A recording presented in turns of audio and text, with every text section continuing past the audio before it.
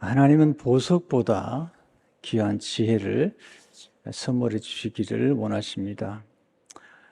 보석은 작지만 가치가 있습니다.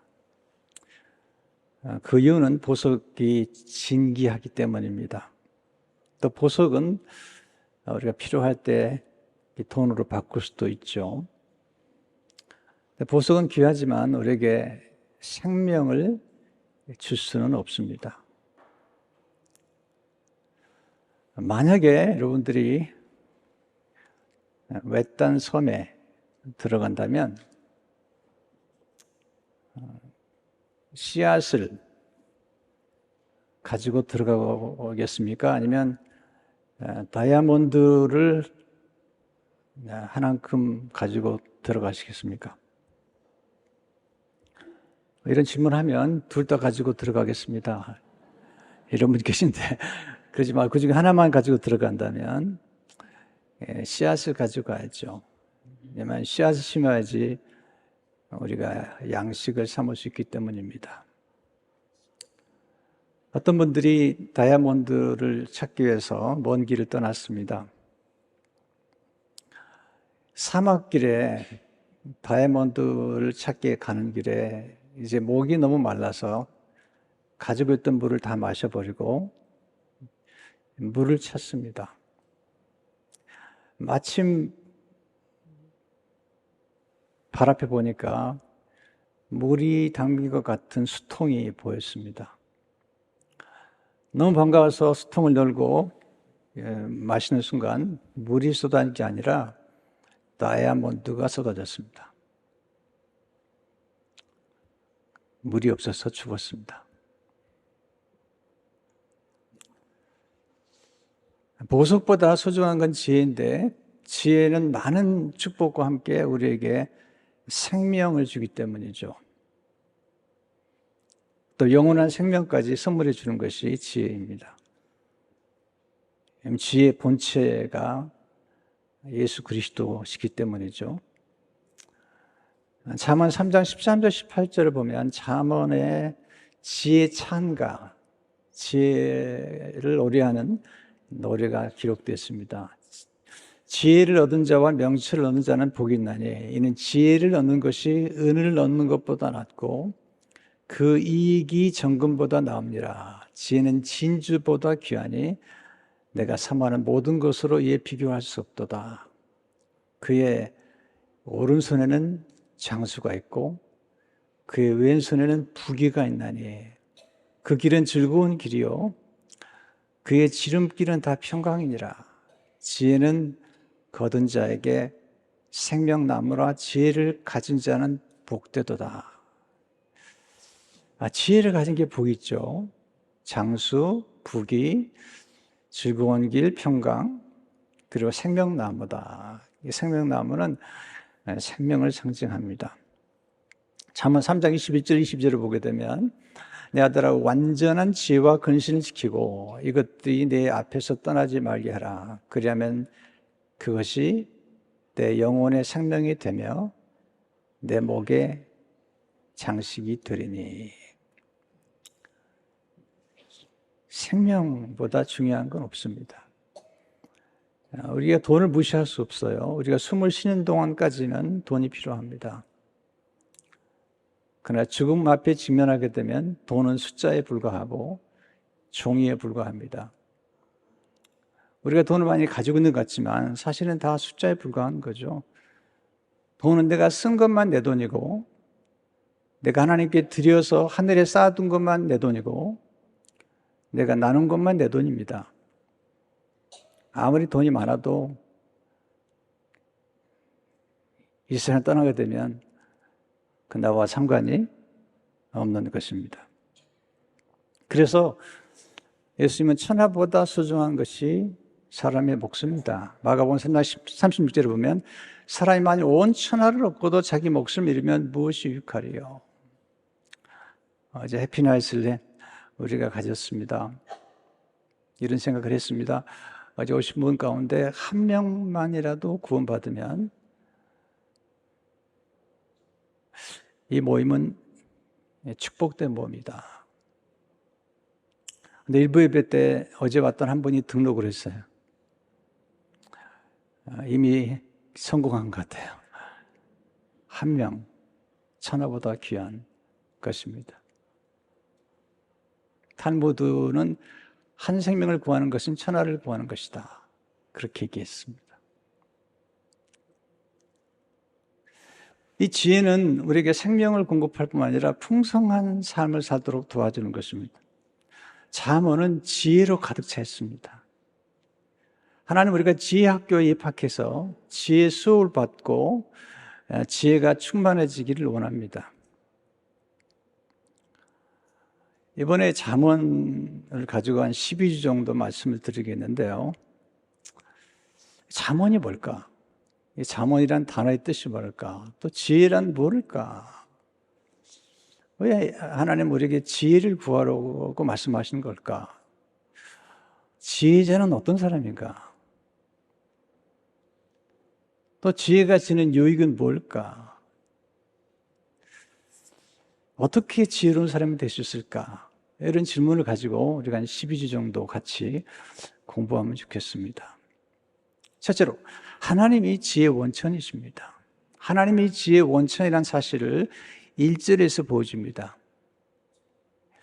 다윗의 아들 이스라엘 왕 솔로몬의 잠언이라. 이 다윗은 하나님이 세운 사람이죠. 다윗은 지혜로운 사람이에요. 그는 전쟁에 능했지만 나중에 보면 그는 정말 지혜로운 사람이에요. 잠언 3회상 18장 5절을 보게 되면 다윗은 사울이 보내는 곳마다 가서 지혜롭게 행하며 사울이 그를 군대의 장으로 삼았더니 온 백성이 합당히 여겼고 사울의 신하들도 합당히 여겼더라. 보내는 곳마다 가서 지혜롭게 행했어요. 네. 3월 18장 14절에 보게 되면 다윗이 그의 모든 일을 지혜롭게 행하니라. 그 다음에 비밀이 나오죠. 여호와께서 그와 함께 계시니라. 하나님이 함께 하셨기 때문에 다윗이 지혜로웠고요. 그 아들이 이스라엘 왕이 된 거죠. 그게 솔로몬이죠. 그런데 이스라엘 백성들에게 진정한 왕은 누굴까요? 하나님이십니다. 하나님이 통치하는 나라가 원래 이스라엘 왕이죠. 이스라엘이라는 뜻은 하나님이 다스리신다 라는 뜻을 가지고 있습니다. 이스라엘은 하나님이 다스리는 나라인데 사람들이 왕을 원하니까 하나님이 이제 왕을 세워주신 거죠. 하나님께서 전쟁에 능했던 다윗, 그는 물론 지혜자였죠. 시편도 지혜서라고 얘기하는데 다윗이 쓴 시를 보면 정말 지혜가 충만합니다. 그러나 하나님께서 솔로몬을 세우시죠. 솔로몬이란 이름 속에는 샬롬, 평강이라는 뜻이 있어요. 솔로몬은 평강의 사람이죠. 전쟁 때는 지혜 문학이 이게 발달하지 않습니다. 평화로울 때 문학과 예술이 발달하죠. 그러니까 솔로몬 때에 아주 왕성한 문학과 예술과 그리고 지혜가 주어진 것입니다. 근데 솔로몬이 하나님 앞에 일천번제를 드렸을 때 하나님께서 찾아오셔서 묻습니다. 내게 무엇을 줄꼬? 그때 솔로몬이 정말 중요한 걸 구합니다. 그리고 지혜롭게 구합니다. 역대 1장 10절을 보게 되면 주는 이제 내게 지혜와 지식을 주사 이 백성 앞에서 출입하게 하옵소서. 이렇게 많은 주의 백성을 누가 능히 재판하리까 하니. 그가 구했던 것은 사명을 따라 구한 겁니다. 하나님 내게 맡기신 주의 백성을 내가 재판해서 억울한 사람들을 도와줘야 되는데 제게 지혜와 지식이 필요합니다.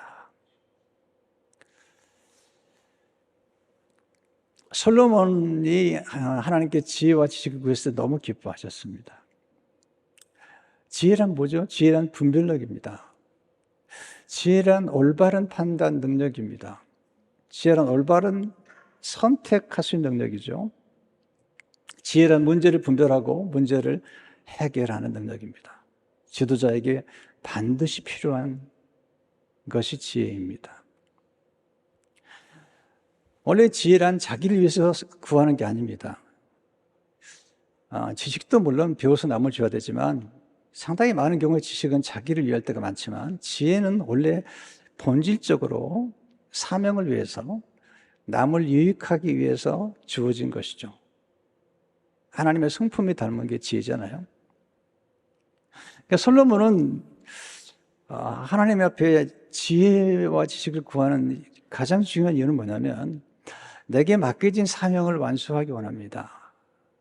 우리가 하나님 앞에 기도할 때 우리의 사명을 따라 구하는 것이 가장 지혜로운 기도입니다. 그때 하나님께서 그에게 지혜와 지식뿐만 아니라 그가 구한 그 이상으로 엄청난 복을 덤으로 주셨어요. 역대 1장 11절 12절 오게 되면 하나님 솔로몬에게 이르시되 이런 마음이 내게 있어서 부나 재물이나 영광이나 원수의 생명 멸하기를 구하지 아니하며 장수도 구하지 아니하고 오직 내가 내게 다스리게 한 내 백성을 재판하기 위하여 지혜와 지식을 구하였으니 그러므로 내가 내게 지혜와 지식을 주고 부와 재물과 영광도 주리니 내 전에 왕들도 이런 일이 없었거니와 내 후에도 이런 일이 없으리라 하시니라. 솔로몬은 지혜로운 사람이죠. 지혜로운 사람은 자신의 사명에 필요한 것을 간구합니다. 지혜로운 사람은 정말 소중한 것을 구합니다. 지혜로운 사람은 우선순위를 아는 사람이죠. 가장 소중한 것을 얻으면 나머지 복은 저절로 따라옵니다. 주님이 지혜자시잖아요. 너희는 먼저 그의 나라와 그 의를 구하라. 그럼 이 모든 것을 너에게 더하시리라. 그렇게 말씀하셨어요. 하나님이 솔로몬에게 지혜를 주셨는데 그 당시에 전 세계 사람보다 탁월한 지혜를 주신 겁니다. 열왕기상 4장 29절에서 34절을 보게 되면 하나님이 솔로몬에게 지혜와 총명을 심히 많이 주시고 또 넓은 마음을 주시되 이 넓은 마음이란 배우는 마음, 열린 마음이에요. 어떤 분은 배우려고 하지 않잖아요. 어떤 분은 고정관념에 딱 갇혀 있잖아요. 그게 넓은 마음이 아니에요. 바닷가에 머리같이 하시니 솔로몬의 지혜가 동쪽 모든 사람의 지혜와 애굽의 모든 지혜보다 뛰어난지라. 보세요. 세상 사람들도 지혜가 있어요. 동쪽 사람들, 애굽 사람들도 지혜가 있습니다. 그들보다 뛰어났어요. 그는 모든 사람보다 지혜로워서 에스라 사람 예단과 마올의 아들 헤만과 갈골과 다르다보다 나음으로 그의 이름이 사방 모든 나라에 들렸더라. 그가 잠언 3,000가지를 말하였고 그의 노래는 1,005편이며 그가 또 초목에 대하여 말하되 레바논의 백향목으로부터 다음에 나는 우수척까지 하고 그가 또 짐승과 새와 기어다니는 것과 물고기에 대하여 말한지라. 사람들이 솔로몬의 지혜를 들으러 왔으니 이는 그의 지혜 소문을 들은 천하 모든 왕들이 보낸 자들이니라. 여기서 중요한 말씀은 4장 29절의 말씀이에요. 하나님이 솔로몬에게 지혜와 총명을 심히 많이 주시고 하나님이 주신 거죠. 그러니까 솔로몬이 주신 그 지혜와 잠언은 하나님이 주신 거죠. 그러니까 지혜의 원천은 하나님이시죠. 지혜란 지혜의 원천 되시는 하나님을 아는 것입니다. 지혜란 지혜의 원천 되시는 하나님을 가까이 하는 것입니다. 우리 인생은 누구를 가까이 하느냐에 따라서 결정이 되죠. 지혜란 지혜의 원천 되시는 하나님께 머무는 것입니다. 자꾸 우리는 하나님께 머물러야 돼요. 지혜란 누구를 가까이 하며 무엇을 추구해야 하는 것을 아는 것입니다. 지금 말씀드리겠지만 잠언에 보면 지혜로운 자와 동행하면 지혜를 얻고 미련한 자와 동행하면 해를 받느니라. 그렇게 말씀하고 있잖아요. 그러니까 지혜의 원천 되신 하나님과 동행하게 되면 지혜를 얻게 됩니다. 두 번째, 지혜의 유익을 아는 사람은 지혜를 갈망합니다. 지혜가 정말 우리에게 유익을 주잖아요. 2절 3절은 이렇게 말씀하고 있죠. 이는 지혜와 훈계를 알게 하며 잠언을 읽게 되면 지혜와 훈계를 알게 하며 명철의 말씀을 깨닫게 하며 지혜롭게 공의롭게 정의롭게 정직하게 행할 일에 대하여 훈계를 받게 하며 이게 굉장히 우리에게 유익을 주는 거예요. 지혜도 유익을 주고 훈계도 유익을 주고 명철도 유익을 주죠. 그리고 공의, 정의, 정직 이게 우리에게 정말 유익을 주는 것입니다. 알게 하며 깨닫게 하며 행할 일에 대하여 훈계를 받게 하며. 지혜는 아는 것, 깨닫는 것, 행할 일에 대해서 훈계를 받는 것과 연결이 되어 있습니다. 단어 공부를 좀 해야 됩니다. 첫날이기 때문에. 잠언이라는 이 영어 단어는 프로버브 두 단어의 뜻인데요. 프로와 버브의 합성어입니다. 프로라는 말은 앞에라는 뜻입니다. 버브란 말은 말이라는 뜻이 말. 잠언이란 미리 앞서서 경계하는 말이죠. 또 버브는 동사라고 우리가 하잖아요. 무엇인가를 행동하게 하는 말이죠. 움직이게 하는 말이죠. 잠언이라는 말을 사전에 찾아보니까 교훈이 되고 경계가 되는 짧은 말, 이게 이제 잠언이라는 뜻인데요. 어떤 사람이 지혜로운 사람인가? 지혜란 배운 것을 행동하는 것을 의미해요. 지혜란 배운 것을 실천하는 능력이죠. 지혜란 지식을 활용하는 능력이에요. 그러니까 지식이 꼭 필요해요. 왜냐하면 지식이 있어야지 지식을 활용할 수 있기 때문이에요. 그래서 지식과 지혜와 지식은 같이 가는 거죠. 그러니까 지혜는 내가 배운 지식을 내 삶 속에 연결시키는 능력이죠. 오스왈드 샌더스가 쓴 영적 지도록 책에 보면 참 슬픈 얘기가 나와요.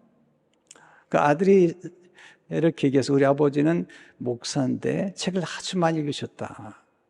근데 우리 아버지는 그렇게 많은 책을 읽고도 그 책 읽은 것을 목회에 연결시키지 못하셨다. 슬픈 일이죠. 배운 것, 깨달은 것을 삶 속에 연결시키지 못했다는 거예요.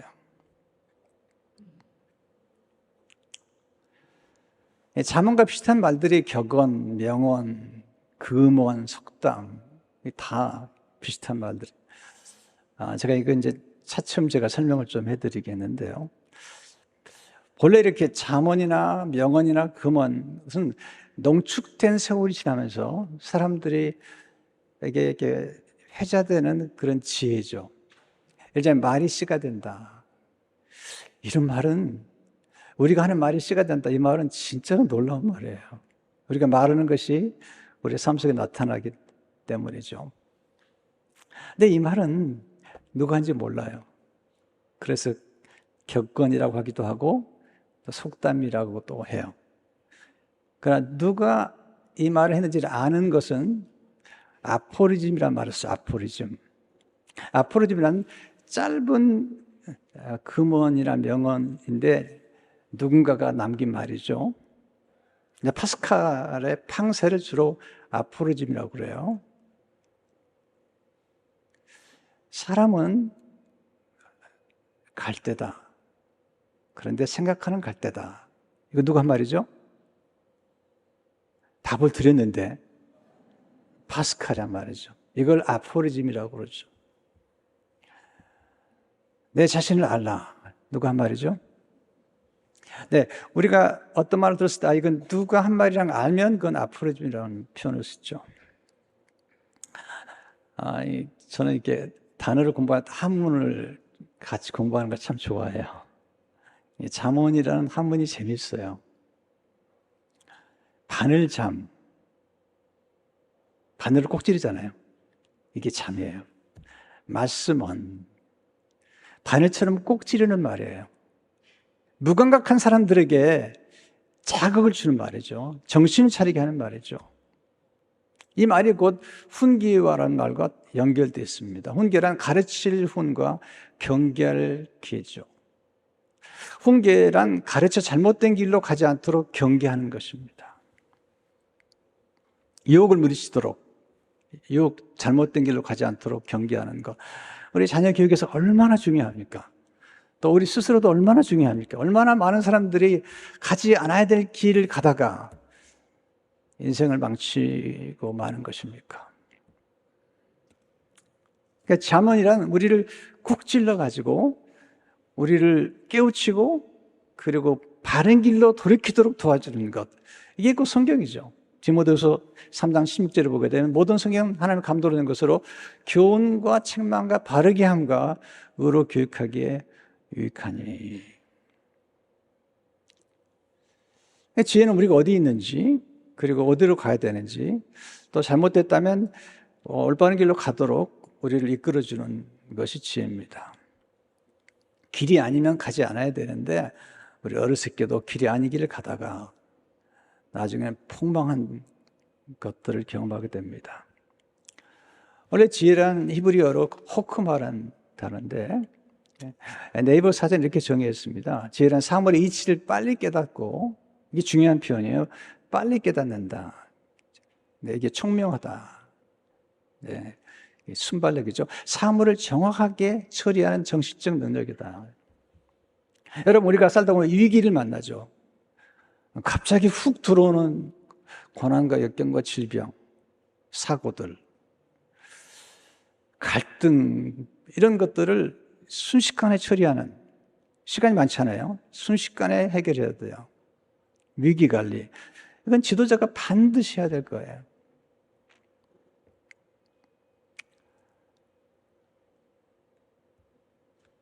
근데 때로는 지혜라는 게 어린아이도 가지고 있는 지혜를 어른들이 모를 수가 있습니다. 제가 오래전에 유필아 씨가 쓴 책을 읽다가 제가 읽은 것인데요. 한 번은 이렇게 실록에 가다가 육교에 딱 걸린 겁니다. 육교에. 요즘 육교를 잘 못 보지만 육교에 딱 걸린 것입니다. 그랬더니 뭐 소방차가 오고 견인차가 오고 아무리 해도 이 차가 안 빠지는 겁니다. 근데 길을 가던 어린아이가 그걸 보더니 뭐 하시는 거냐고. 지금 육교에 걸렸다고 그랬더니 타이어에 바람을 빼세요. 바람을 빼니까 차가 나온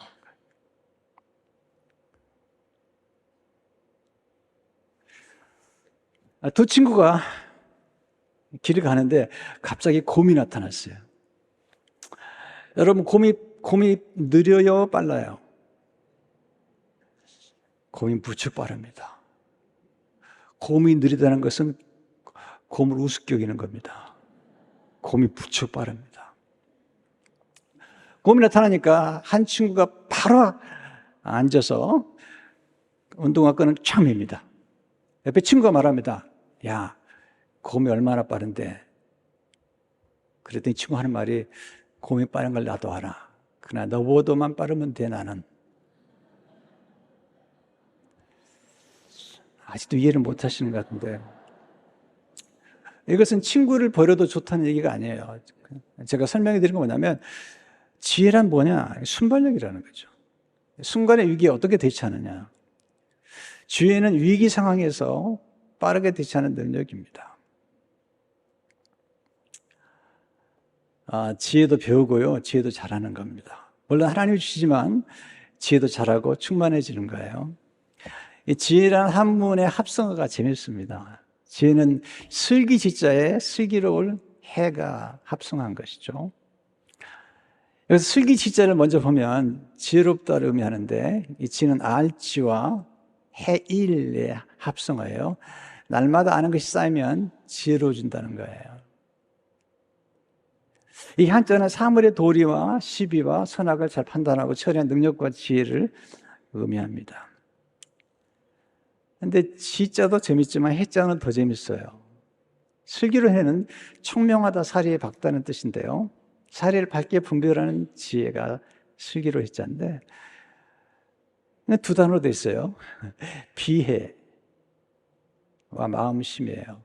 마음을 비자로 쓰는 거예요. 여러분, 우리가 마음을 비워야 돼요.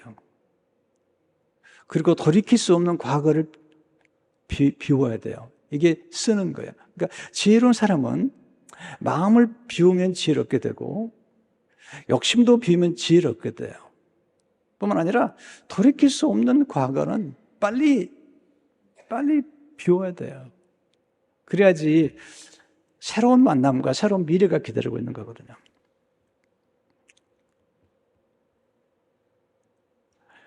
근데 이제 지혜라고 할 때 그 지식 지자 안에 보면 또 재밌는 한문이 나오는데요. 그 보면 화살시와 입구가 있습니다. 그러니까 지혜로운 사람은 화살처럼 말을 정확하게 대답할 수 있다는 거예요. 그러니까 어떤 사람들을 찾아가잖아요. 우리가 찾아가서 이렇게 어려운 문제를 물어보는데 그냥 한마디로 간단히 얘기합니다. 화살처럼 얘기해주고 화살이 어디로 날아가는 것을 미리 알고 대처하는 뜻도 함께 담겨 있습니다. 제가 한때 이제 굉장히 고민을 많이 했습니다. 제가 굉장히 예민한 사람이고 그리고 고민을 좀 많이 하는 사람인데 한 번은 사람들에게 동기를 부여하는 것, 모티베이션이죠. 사람들에게 동기를 부여하는 모티베이션과 사람들을 교묘하게 속이는 것, 매니플레이션. 자기의 뭔가 이익을 얻기 위해서 사람들을 교묘하게 속이면서 마치 그것이 선한 것처럼 얘기하는 것. 이것 때문에 굉장히 고민이 됐어요. 내가 목회자로 가면서 내가 사람들에게 동기를 부여하는 것인지 아니면 사람들을 이렇게 왜곡시키고 있는 매니플레이션. 그 문제를 가지고 몇 개월을 실험했습니다. 기도하고 실험하고 그러는데 이게 안 되겠다. 제 영적 스승을 찾아가야 되겠다. 그리고 이제 뉴저지에 제가 그때 미 군목학교를 다닐 때인데 편지를 보냈습니다. 그때는 이메일이 없을 때니까요. 87년도인데 목사님 워싱턴 무슨 지구촌교회 목회할 때인데 이도 목사님께 연락했더니 목사님 꼭 뵙고 싶습니다. 제가 고민이 하나 있습니다. 그랬더니 답신이 왔어요. 워싱턴에 다녀가십시오.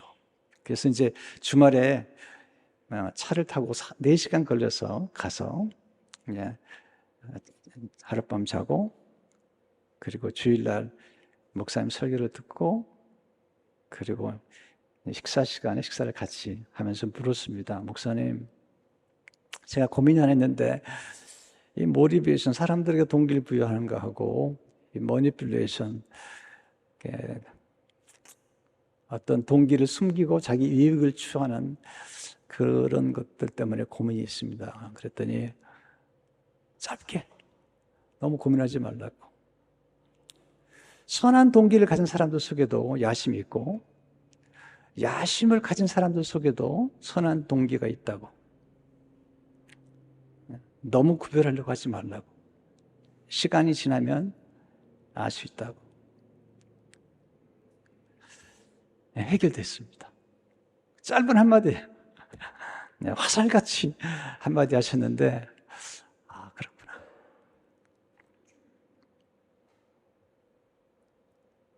제가 너무 이렇게 좀 날카롭고 좀 그랬거든요. 그때 누가 그러더라고요. 목사님, 깨끗한 머리는 고기가 살지 않습니다. 너무 깨끗한 채 하지 마십시오. 네, 깨끗한 머리는 고기가 살지 않아요. 우리 주님의 품을 보시면요, 간음한 자, 살인한 자 다 품으시잖아요.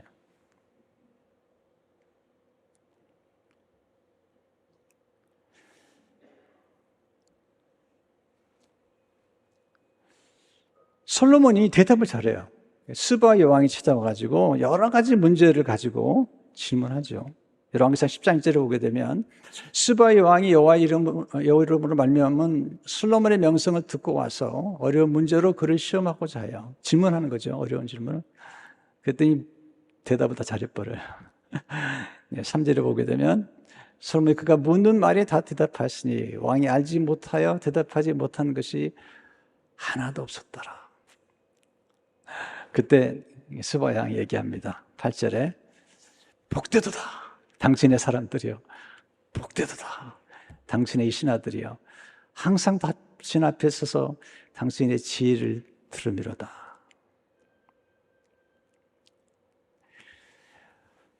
지혜가 있으면 미래를 잘 준비합니다. 이게 정말 중요해요. 요셉이 보면 7년 풍년과 7년 흉년을 잘 대비하잖아요. 그러니까 지혜란 미래를 준비하는 능력입니다. 정말 중요하죠. 또 지혜란 좋은 성품을 의미합니다. 오늘 보세요. 3절에 보시면 지혜롭게, 그 다음에 공의롭게. 이 공의라는 것은요, 억울한 사람들을 돌봐주는 거예요. 가난한 거 소외된 사람들을 돌봐주는 거예요. 정의롭게, 예, 올바른 길을 가는 거죠. 정직하게.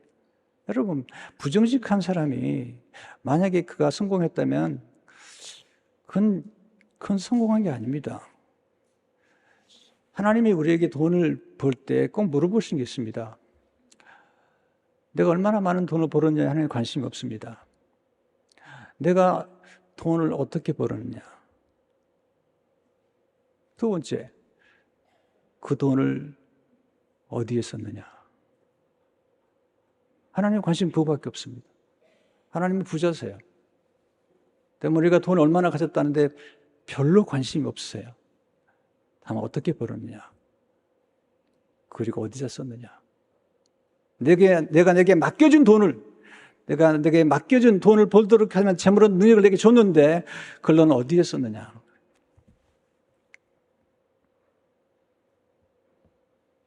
여러분, 지혜로운 사람은 불의를 도모하지 않습니다. 정직을 추구합니다. 그래서 미래가 밝아요. 걱정이 없는 거죠. 마지막으로 하나님 모든 사람이 지혜 혜택을 누리기를 원하시죠. 4절의 숙제를 보세요. 어리석은 자를 슬기롭게 하며 어리석은 자에게도 필요해요, 지혜가. 왜냐하면 여기서 어리석다는 말은요, 순진한 사람이에요. 순진한 사람 또는 배우기 위해서 마음이 열린 사람. 젊은 자에게 지식과 근신함을 주게 합니다. 젊은 사람들은 똑똑하지만 신중하지 않아요. 근신이란 말은 신중함, 프루던스란 뜻이에요. 지혜 있는 자는 듣고 학식이 더할 것이요. 학식이 굉장히 중요해요. 학식은 배워서 얻는 지식이에요. 하나님께서 다니엘과 세 친구에게 학문을 더해주셨다. 배워서 얻는 지식, 식견, 배워서 깨달은 것을 통해서 얻는 통찰이죠. 명철한 자는 지략을 얻을 것이며, 지략이 중요하잖아요. 지략은 뭐냐면 어떤 문제가 생기면 많은 정보를 순식간에 종합해서 문제를 분석하고 그리고 해결책을 주는 슬기로운 계략, 이게 지략이죠. 잠언과 비유와 지혜 있는 자의 말과 고미한 말을 깨달으라. 명철이 뭐죠? 한문에 보면요, 밝을명, 밝을청입니다. 명철은 밝고 청명한 것을 의미하는데 성경은 누가 명철한 사람이가? 하나님 아는 사람. 잠언 9장 10절을 보게 되면 여호와를 경외하는 것 지혜의 근본이요 거룩하신 자를 아는 것이 명철이니라.